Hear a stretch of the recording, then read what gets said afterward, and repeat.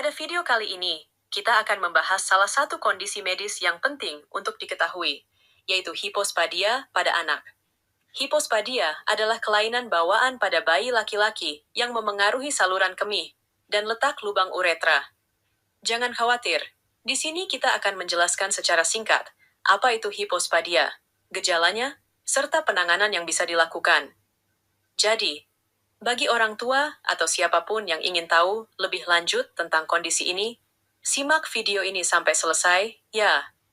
Klasifikasi atau hipospadia berdasarkan lokasi lubang uretra adalah sebagai berikut. 1.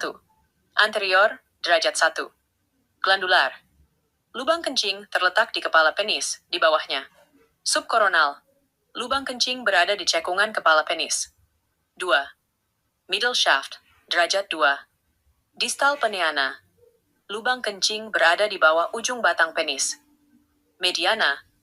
Lubang kencing terletak di bagian tengah batang penis. Peneana proksimal. Lubang kencing berada di bawah pangkal penis. 3. Posterior. Derajat 3. Penoskrotal.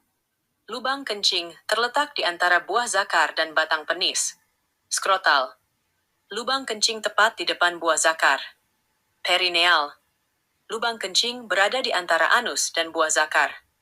Sekitar 50% kasus hipospadia terjadi di lokasi anterior, 20% di tengah, dan sisanya di posterior, dengan subkoronal menjadi yang paling umum. Berikut referensinya. Edukasi hipospadia di masyarakat.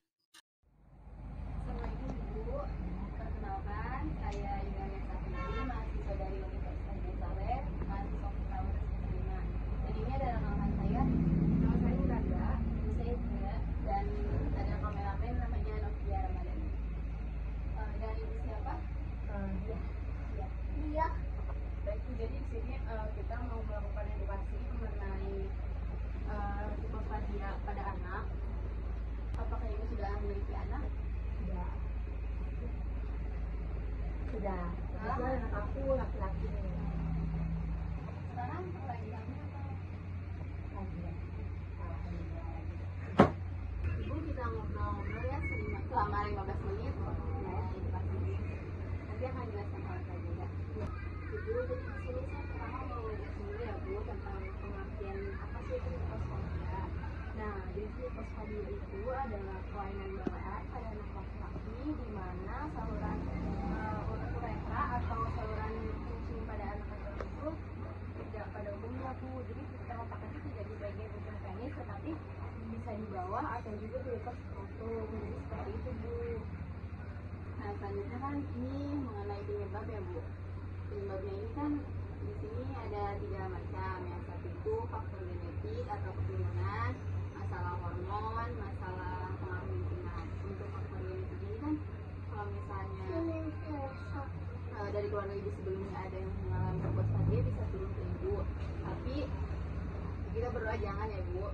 Nah, untuk mengenai masalah hormon, jadi kalau misalnya si janin ini hormonnya nggak cukup, nanti akan berakibat ke si janin, itu akan berakibat ke saluran buang air kecilnya, nanti akan ada masalah kecil. Nah, untuk yang ketiga ini masalah lingkungan. Jadi misalnya ibu ini dulunya pernah merokok atau minum alkohol, itu bisa berakibat lagi ke anak ibu nanti. Jadi pas anak ibu lahir atau 3. Nah, saya di sini hanya dulu nih, ibu dulunya pernah merokok atau minum alkohol. Tapi maaf ya Bu, ini saya alhamdulillah tidak. Iya, jadi alhamdulillah kan itu enggak nih. Takutnya kalau misalnya ibu dulunya pernah minum alkohol atau merokok itu akan berakibat ke janin dulu. Nah, nanti kan ada hormon lahiran. Nah, ibu, saya sudah mau tahu tanda dan gejala dari hipospadia itu. Jadi yang pertama itu ada kayak bentuk di depan penis itu tampak seperti itu Ibu. Jadi lebar gitu loh Bu bentuknya sebelah.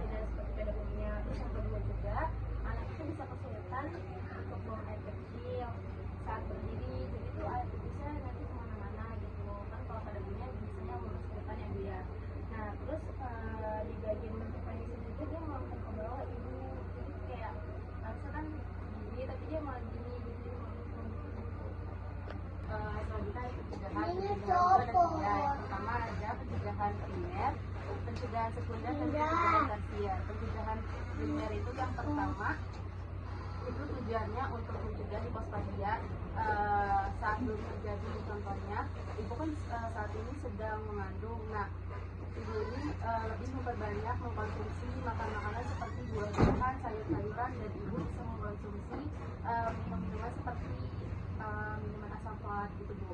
Nah, yang kedua itu ada pencegahan sekunder. Pencegahan sekunder itu untuk mencegah terjadinya awal terkena hipospadia.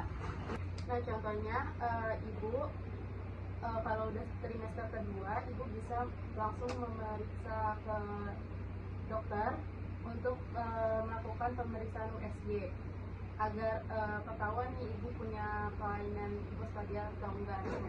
Nah, yang ketiga ada pencegahan tersier.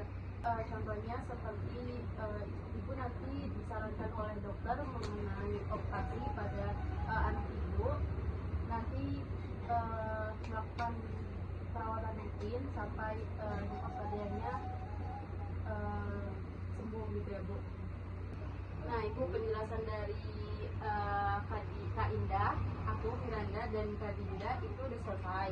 Nah, apakah Ibu lebih paham mengenai apa itu hipospadia dan cara pencegahannya serta tanda dan gejalanya? Apakah Ibu sudah mengerti? Baik Ibu, kalau begitu apakah ada yang ingin ditanyakan? Enggak ya? Kita menyelipet, nanti bisa Ibu baca mengenai hipospadia. Nanti Ibu bisa baca-baca aja itu semua yang kami terangkan ada di sini.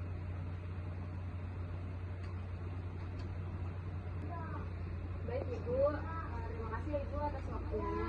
Maaf juga sudah mengganggu Ibu.